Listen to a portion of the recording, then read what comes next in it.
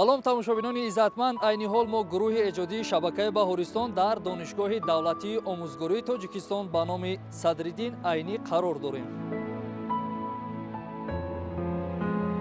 ёдовар мешавем ки соли 2024 барои донишгоҳи давлатии омӯзгории Тоҷикистон ба номи Садриддин Айнӣ соли бобарор ва пур аз муваффақияту комёбӣ буд, зеро дар ин сол бо иштироки асосгузори сулҳу ваҳдати миллӣ пешвои муаззами миллат президенти маҳбуби кишвар муҳтарам Эмомалӣ Раҳмон бинои иловагии донишгоҳи давлатии омӯзгории Тоҷикистон ба истифода дода шуд. Бояд зикр намоям ки дар дохили бинои иловагии донишгоҳ инчунин осурхонаи донишгоҳи давлатии омӯзгории Тоҷикистон бунёд гардидааст ва мо гурӯҳи эҷодии телевизиони Баҳористон имрӯз тасмим гирифтем ки нашри навбатии барномаи сайри дар осурхонаро дар ин осурхона сабт намоем. моро ҳамроҳ бошед, бовари комил дорам ки ин сайр ва ин барнома ба шумо писанд меояд. меравем.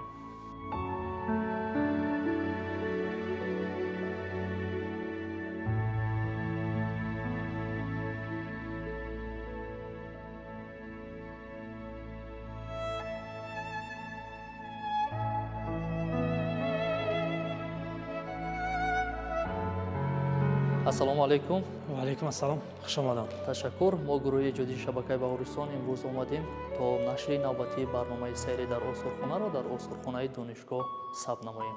Саломат бошед. хеле шод шудем аз дидори шумо. ташаккур. хуб, нахуст биёед худро ба бинандагони мо муаррифӣ кунед. камина фардун кенҷазод ҳастам, масъули осурхонаи донишгоҳи давлатии омӯзгории Тоҷикистон ба номи Садриддин Айнӣ. ташаккур.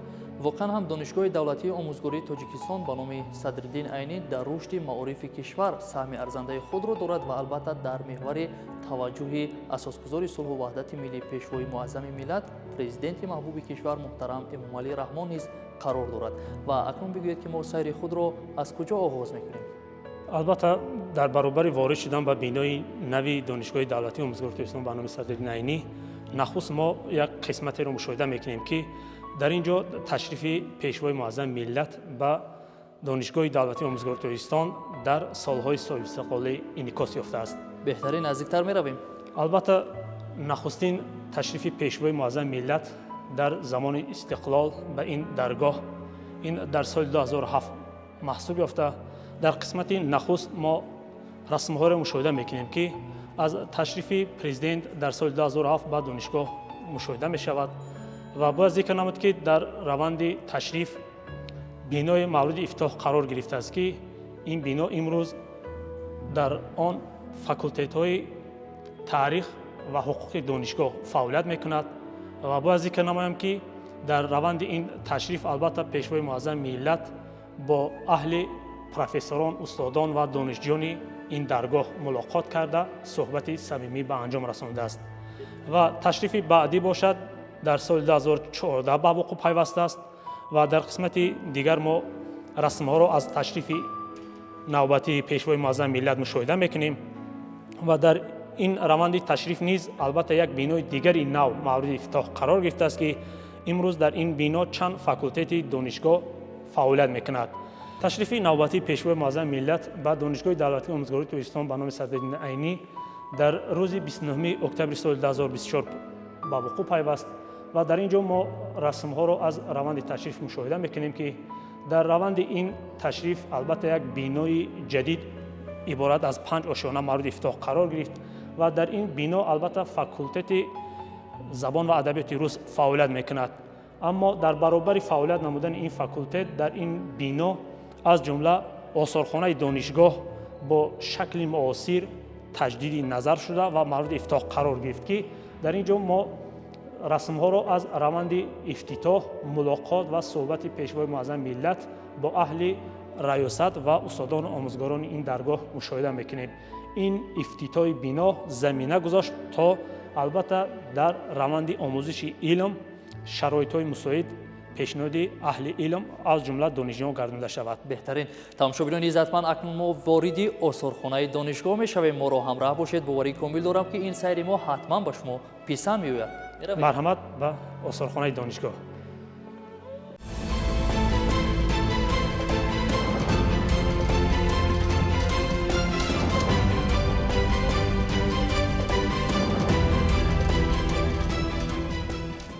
албатта ҳар як осорхона гӯшаҳои мухталиф дорад ва осорхонаи донишгоҳи давлатии омӯзгарии Тоҷикистон низ аз толорҳои алоҳида ва гӯшаҳои мухталиф иборат аст, ки онҳо ифодагари паҳлӯҳои гуногуни ҳаёти мардуми тоҷик ва рушду фаъолияти ин даргоҳ маҳсуб меёбад. ва сайри осорхонаи донишгоҳ аз қисмати кунунӣ оғоз мешавад, ки дар ин қисмат мо албатта харитаи муосири ҷумҳурии Тоҷикистонро мушоҳида мекунем ва дар ин гӯша дирӯзи Тоҷикистон ки номгузорӣ гардидааст, вобаста ба қаҳрамонони Тоҷикистон ва он боигариҳои ҳудуди имрӯзаи Тоҷикистон аз ҷиҳати табиӣ ва таъриху фарҳангие ки арзи ҳастӣ доранд мушоҳида мешаванд, онҳо ҳамагӣ дар ин қисмат ба шакли алоҳида инъикос гардиданд. хело ҷолиб воқеан ҳам. дар қисмати баъдӣ бошад, мо албатта имрӯзи Тоҷикистонро инъикос кардаем. аз ҷумла дар ин қисмат бинои қасри миллат, осорхонаи миллӣ, китобхонаи миллӣ, кохи Наврӯз ва муҷассамаи Шоҳ Исмоили Сомонӣ дар маркази пойтахт ва як аз иншоотҳои хеле нодири дигар ин муҷассамаи Истиқлол ҳастанд, ки ҳамаи ин биноҳо, иншоотҳо аз рушди соҳаи меъмории кишвар ва ҳамчунин рушди соҳаҳои дигари кишвар дарак медиҳанд. беҳтарин дар ҳақиқат ҳам шахсиятҳои барҷастаи миллат талош варзиданд то ватани азизамонро обод созанд ва барои насли оянда як мероси хубе боқӣ гузоранд ва ин ҷо мушоҳида мекунем ояндаи Тоҷикистонро, ки воқеан ҳам хело ҷолиб аст ва диққати манро хело ба худ ҷалб намудааст ва тасаввур кардам, ки шаҳри Душанберо ин гуна бубинам, чӣ ҳиссиёт маро фаро мегирад. албатта гӯшаи навбатӣ фардои Тоҷикистон номгузорӣ гардидааст ва дар ин ҷо тавассути тасвир аз ҷониби ҳунарманд он иншоотҳои тасвир гардиданд, ки онҳо дар раванди сохтмон қарор доранд ва фардои Тоҷикистонро инъикос мекунанд. аз қабили бинои театри миллӣ, варзишгоҳи болопӯшида, ҳамчунин маркази қасри фарҳанг дар ҳудуди шаҳри Душанбе, бинои парлумон ки аллакай ин бино мавриди ифтитоҳ қарор гирифтааст ва донишгадаи исломӣ ва бинои дигаре ки мушоҳида мешавад дар қисмати марказҷой, ин биное аст, ки бо мақсади фаро гирифтани соҳаҳои мухталиф ва рушди соҳаи сайёҳӣ дар кишвар бунёд гардида истодааст. хело ҷолиб, воқеан ҳам рассом хело хуб тасвир намудааст ва албатта диққати ҳамагонро ҷалб менамояд ва бинандагони иззатманд дар маркази ин толор боз диққати моро ана ҳамин макети донишгоҳи давлатии омӯзгории Тоҷикистон ба номи Садриддин Айнӣ ҷалб намуд, ки айни ҳол мо фикр мекунем, ки шумо дар бораи ин макет барои мо маълумот медиҳед ва мегӯед, ки ин ҳунари дасти кадом ҳунарманд аст. воқеан донишгоҳи давлатии омӯзгории Тоҷикистон ин нахуст мактаби олии кишвар маҳсуб ёфта он сол 1931 таъсис дода шудааст. аммо шуруъ аз сол 1937 биноҳои кунунии ин даргоҳ сохта пайҳам мавриди истифода қарор дода шуданд, ки дар ин ҷо мо намунаи ин биноҳоро мушоҳида мекунем. ин маҳсули дасти як донишҷӯи худи ҳамин даргоҳ маҳсуб ёфта, ин донишҷӯ кори хатми худро пешниҳод намудааст ва тавассути ин амсила мо мушоҳида мекунем, ки кадом биноҳо дар кадом солҳо сохта ба истифода дода шуданд ва нахустин биноҳое ки дар қисмати марказ мушоҳида мешавад, ин албатта биноҳое ҳастанд, ки соли 1937 сохта ба истифода дода шуданд. аммо дар солҳои баъдӣ, соли 1978 бинои баъдӣ мушоҳида мешавад, аммо соли 2007 биное ки бо иштироки пешвои муаззами миллат мавриди ифтитоҳ қарор гирифтааст ва бинои дигаре ки дар қисмати қафо мушоҳида мешавад, ин ҳам биное ки соли 2014 бо иштироки президенти кишвар ифтитоҳ шудааст ва охирин биное ки дар таърихи яъне ки 29 октябри соли 2024 ифтитоҳ шуд, ин бинои панҷошонае ки аз ҳама бинои ҷадид аст ва дар умум дар ин ҷо ҳудуди ин даргоҳи муқаддас мушоҳида мешавад, ки маҳз ин даргоҳ замина гузоштааст то дар ин ҷо кадрҳои сатҳи ҷумҳуриявӣ ва байналмилалӣ омода ва пешниҳоди аҳли башар ва аз ҷумла мардуми тоҷик гардонида шаванд. беҳтарин, воқеан ҳам донишҷӯ тамоми ҳунару маҳорати худро истифода кардааст ва хело ҷолиб албатта ин макетро сохтааст.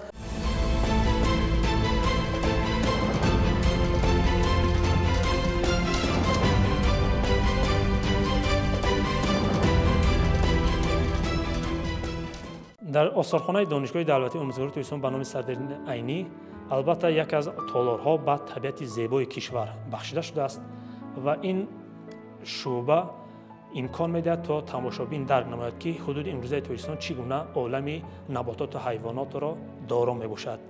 باز ذکر نمایم که در دانشگاه دولتی آموزگاری تاجیکستان به نام صدرالدین عینی البته فاکولتت های بیولوژیا، گئوگرافیا، شیمیا فعالیت میکند که دانشجویان این فاکولتت ها در این طبیعت با عالم نباتات و حیوانات سر و کار میگیرند و باز ذکر نمود که با استفاده از تصویر، امثله و خصه هنرمند توانسته است در اینجا عالم نباتات و حیوانات تاجیکستان را طور تصویر نماید که آن به واقعیت مانندی دارد. بله، در حقیقت هم هنگامی که ما وارد این تالار شدیم خود ما رو در همان طبیعت تاجیکستان تصور کردیم، چون که در اینجا ما پرندگان رو میبینیم و اینچنین حیوانات و خزنده ها و دیگر چیزها رو میبینیم که خیلی دقت ما رو جلب نموده است و واقعا هم خیلی جالب است. و هر یک تماشابینی که به اینجا وارد می شود می تواند تا از این نمونه ها وابسته به پهلوهای گوناگونی طبیعت حدود امروزه تاجیکستان معلومات های ضروری برای خویش کسب نموده باشد. بهترین، آفرین میگیم و ادامه میدیم سیر خود را. البته سیر ما ادامه دارد.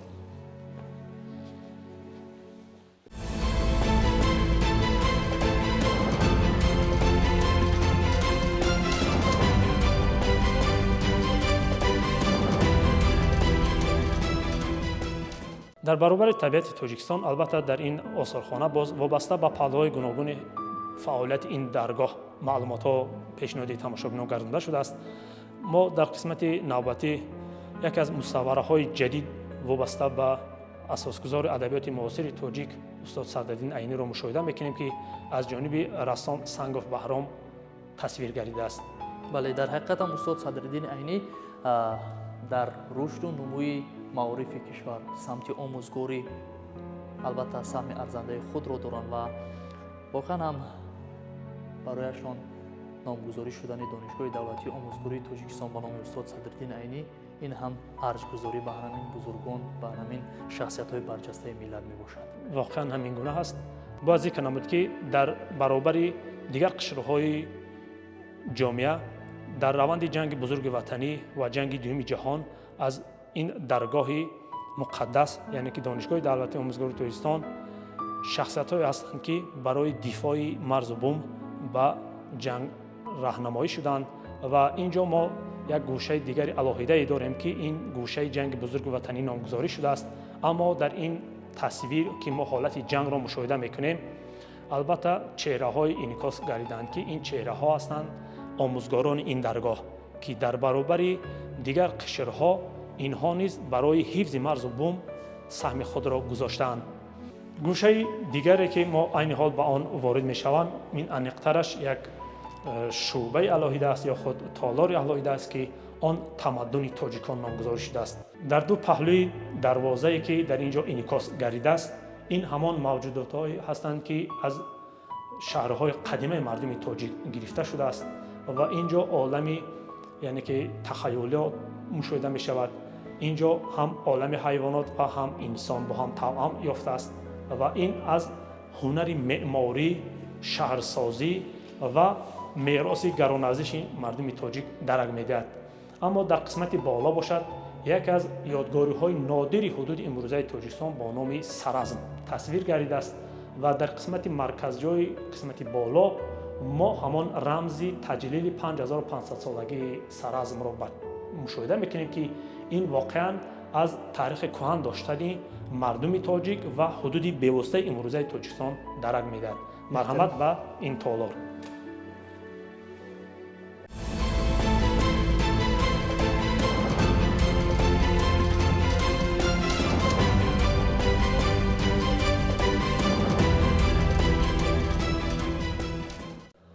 در قسمت کنونی ما با واسطه هنر صنعت تصویری از شهرداری و رشد هنر معماری مردم تاجیک معلومات برای خود کسب کرده می توانیم، زیرا مردم تاجیک در طول موجودیت خویش توانستند شهرهای گوناگون را اساس گذاشته و آنها را رونق دهند. از جمله توسط این تصویرها ما از شهرهای گوناگون از قبیل سمرقند، بخارا، اینچنین шаҳри Саразм, Ҳисор ва дигар ёдгориҳои бевоситаи ҳудуди имрӯзаи Тоҷикистон маълумот гирифта метавонем. бояд зикр намуд ки дар тӯли мавҷудияти таърихи хеш мардуми тоҷик дар рушди роҳи бузурги абрешим низ нақши муассир дорад ки ин саҳми ниёгони мардуми тоҷик низ ба инобат гирифта шуда дар қисмати поён мо раванди пешрафти ҳунари меъморӣ ва ҳамчунин роҳи бузурги абрешимро ба чашм мушоҳида мекунем. зеро дар ин ҷо тавассути уштур ва тоҷирон мо молҳоеро мушоҳида мекунем ки тоҷирон аз як минтақа ба минтақаи дигар интиқол дода истоданд. чӣ гуна ба ҳамагон маълум аст, мардуми тоҷик дар асрҳои 9 ва 10 як аз давлатҳоеро асос гузоштанд ки он бо номи давлати Сомониён машҳур мебошад. албатта давлати Сомониён ин давраи тиллоии мардуми тоҷик маҳсуб ёфта ва дар қисмати марказ мо шоҳ Исмоили Сомонӣ асосгузор ин давлатро дар болои асп мушоҳида мекунем ки бо дасти рост он кавкабаро ба боло бардоштааст. яъне ин рамзи шоҳӣ ва рамзи давлатдории ин давлат мебошад.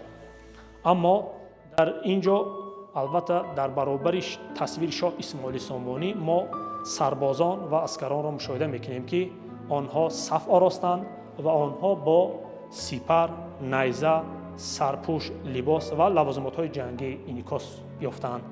яъне ин ҷо шоҳ Исмоили Сомонӣ ба лашкари худ муроҷиат карда барои ҳифзи марзу буми хеш онҳоро талқин намуда истодааст. бояд зикр намуд ки ҳамон сухани таърихие ки девори Бухоро ман ҳастам, ин ба шоҳ Исмоили Сомонӣ рабт дорад, зеро то омадани ба сари қудрати ин шахсият ҳар вақте ки аз ҷониби душман девори Бухоро рахна мешуд, мардум андози иловагӣ ҷамъоварӣ мекард, яъне маблағи иловагӣ, ва ин девори Бухоро аз нав боз барқарор карда мешуд. аммо бо омадани шоҳ Исмоили Сомонӣ ба сари қудрат ин кор манъ карда мешавад.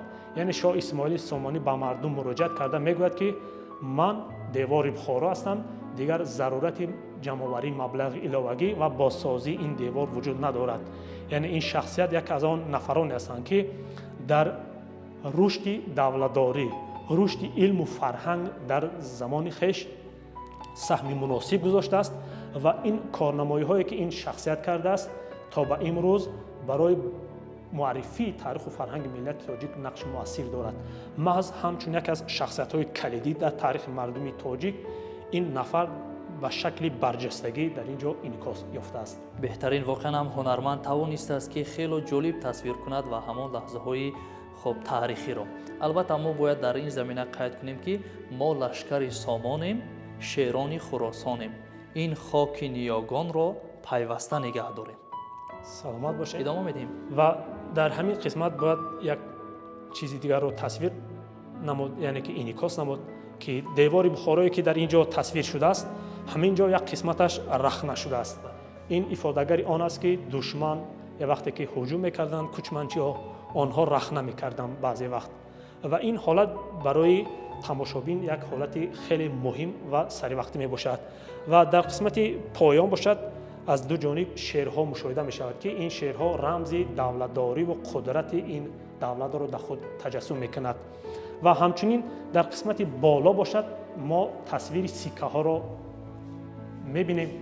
ин сиккаҳое ҳастанд ки ба тариқи барҷастагӣ инъикос ёфтааст ва ин сиккаҳои хеле нодир ҳастанд, сиккаҳои шоҳ худи Исмоили Сомонӣ, аммо аз тилло сохта шуданд.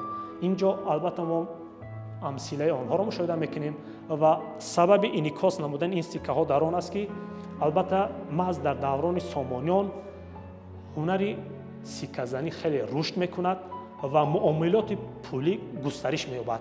маҳз дар давраи Сомониён пулҳо аз ин минтақа то минтақаи Аврупо рафта расида буд ва бозёфти сиккаҳои замони Сомониён аз Аврупои шарқӣ дар замони муосир гувоҳӣ аз он медиҳад ки муомилоти пулӣ дар он даврон хеле рушд кардааст ва қурби пули замони Сомониён хеле баланд будааст ки ҳатто дар кишварҳои Аврупо он мавриди истифода қарор гирифтааст. ва махсусан муомилоти пулии замони Сомониён ё худ зарб задани сиккаҳо дар даврони Сомониён замина гузошт то дар кишварҳои Аврупои Шарқӣ баъдан ҳунари зарби сикка рушд ва густариш ёбад. тавре ки чанд лаҳза қабл шумо низ ёдовар шудед, давраи Сомониён давраи тиллоии мардуми сарбаланди тоҷик буд ва албатта дар он давра забони тоҷикӣ, забони давлатдорӣ умуман забони тоҷикӣ буд ва бубинед ки мо аллакай дар он давраҳо пули миллии худро доштем ки ин воқеан боиси ифтихори ҳар яке мо аст ки мо таърихи бениҳоят қадима дорем. албатта маҳз ба ҳамин омилҳо ин гӯшаҳо ба шакли ҷалбкунанда, диққатҷалбкунанда сохта шудааст то қишри имрӯзаи ҷомеа, яъне ки ҷавонон аз ҷумла донишҷӯёнро ба худ ҷалб кунем ва ба меҳмонон бошад ин таъриху фарҳангро дар сатҳи шоиста муаррифӣ намуда бошем. дар робита ба давлати Сомониён албатта дар қисмати навбатӣ мо як гӯшаеро мушоҳида мекунем ки дар ин ҷо тавассути ҳунари барҷастагӣ ва тасвир ҳамон ёдгории нодир бо номи мақбараи Сомониён ки як мероси гаронарзиши ин даврон то ба имрӯз маҳсуб меёбад инъикос намудаем ва бояд зикр намуд ки мақбараи Сомониён ки дар шаҳри Бухоро воқеъ гардидааст ин аз рушди ҳунари меъморӣ дарак медиҳад ва бояд зикр намуд ки дар ҳамин мақбара махсусан хишти пухтае ки истифода шудааст он хеле нодир аст ва ҳунармандон тавонистанд ба воситаи хишт онро ҳам омода кунанд ва ҳам онро зебу зина диҳанд ва бо ҳамин омил мутахассисон инро осорхонаи хишткорӣ меноманд, зеро махсусан ба воситаи як намуди маҳсулоти сохтмонӣ яъне хишт тавонистанд онҳоро дар шакли ҷолибе омода кунанд ки аз дур он хеле ҷолиб аст ва ба монанди як сабади бофта менамояд.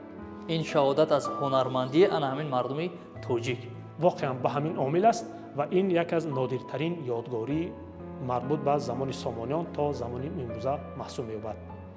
яке аз осори дигаре ки дар ин толор ба чашм мерасад ин осоре аст ки марбут ба давраҳои таърихӣ ҳастанд ва ин аз рушди ҳунари мисгарӣ дарак медиҳад. ҳунари мисгарӣ низ яке аз ҳунарҳои хеле қадимаи мардуми тоҷик аст ва албатта дар ҳудуди бевоситаи имрӯзаи Тоҷикистон мероси марбут ба ҳунари мисгарӣ аз саразм кашф шудааст. яъне ки ҳанӯз дар 1400 то мелод дар ҳудуди имрӯзаи Тоҷикистон коркарди филиз ба роҳ монда шуда буд, аз ҷумла ба воситаи яъне ки мис ашёҳое омода карда мешуд ки дар рӯзгори мардум ба таври васеъ истифода шуда буданд. аз ҷумла дар ин ҷо обгир ва чароғ ва ҳамчунин дигар осоре мушоҳида мешаванд ки ин аз рушди ҳунари мисгарӣ дар асрҳои қаблӣ дарак медиҳад ва дар баробари ин ҳунар мо осори дигар ба ҳунари кулолгарӣ дорем ки инҳо низ барои гирифтани об ва дар рӯзгор истифода намудан сохта шуданд ва ин сохтмони ин гуна осор яъне ки сохта ба истифода додани ин гуна осор аз ҷониби ҳунармандон гувоҳӣ аз он медиҳад ки ҳунари кулолгарӣ албатта яке аз ҳунарҳои воқеии мардуми тоҷик маҳсуб меёфтааст, зеро ки дар зарфҳои баъдӣ аллакай мо онҳоро мушоҳида мекунем ки дорои ранг ҳастанд, яъне бо ангоба онҳо зебу зиннат нақшкорӣ карда шуданд ва ин осоре ҳастанд ки аз ҷониби донишҷӯёну устодони факултети таърихи ин даргоҳ дар раванди корҳои бостоншиносӣ ҷамъоварӣ гардиданд ва дигар гӯшае ки дар ин қисмат мушоҳида мешавад ин гӯшае аст ки илму яъне ки рушди илму фарҳанг дар асрҳои баъдӣ аст ки ин ҷо аз абдураҳмони ҷомӣ ва аҳмади дониш ва дигар шахсиятҳое ки дар рушди илм фарҳанг нақши муассир доранд мо маълумотҳои зарурӣ гирифта метавонем.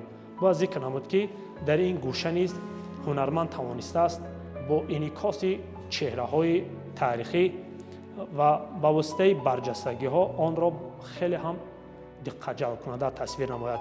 дар қисмати марказҷой мо барҷастагиҳоеро мушоҳида мекунем ки ин ба яъне ки глобус ва унсурҳои кайҳонӣ рабт дорад ва ҳамчунин шахсиятҳое ки дар атроф инъикос гардиданд ҳамагӣ ба воситаи яъне ки ба даст гирифтани коғаз дар назди онҳо китоб инҳо аз мавриди омӯзиш таҳқиқ қарор додани حوادث طبیعت و کیهان هستند و همچنین یعنی که مورد ایجاد قرار دادن یا خود با ایجاد سرکار داشتن آنها را در اینجا انعکاس نموده است. باز ذکر نمایم که در اینجا البته ما از میراث گرانارزش مردم تاجیک برای هر یک تماشابین معلومات‌های ضروری پیشنهاد نموده میتوانیم. باز ذکر نمود که در اینجا ما دوران را مشاهده میکنیم که دورانی بعد از سامانیان تا دوران احمد دانش هستند. یعنی اینجا نیز ما شخصیت‌هایی داریم که آنها از خود میراث به امروز گذاشتند که ما از این میراث افتخار داریم و آنها در آموزش پهلوهای گوناگون حیات مردم تاجیک نقش مؤثر دارند. همچنین در معرفی نمودن صحیفه‌های درخشان و صحیفه‌های خیلی نادر تاریخ مردم تاجیک آنها نقش مؤثر دارند. در حقیقت هم جالب واقعا هم من فکر میکنم که هر نفری که به تالار تمدن تاجیکان وارد می شود معلومات خیلی خوب میگیرد و از تاریخ پرغناوت خلق تاجیک، از قهرمانان تاجیک، از تمام اون یادگاری های تاریخی البته آگاهی پیدا میکند. واقعا هم خیلی جالب. یک آثار دیگری که در قسمت مرکزجای تالار تمدن تاجیکان به چشم میرسد این آثاری است که به میراث خطی ربط دارد.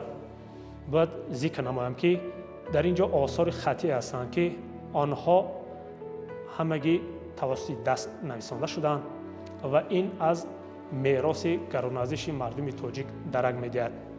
باید ذکر نمایم که از جانب استادان و آموزگاران این درگاه، کارمندان این نخست مکتب عالی کشور، میراث خطی تاجیک نیز جمع‌آوری و حفظ کرده می شود که این آثاری در مرکز و معرض تماشا برآورده شده نیز شهادت از آن می‌دهد. در اینجا آثار هستند که آنها به شخصیت‌های برومند این ملت و سرزمین ربط دارند. از قبیل اینجا میراث هستند که به سعدی شیرازی، جلالدین بلخی، عبدالرحمن جامی، فریدالدین عطار و دیگر شخصیت‌ها ربط داشته آنها از میراث این شخصیت‌ها درک می‌دهد.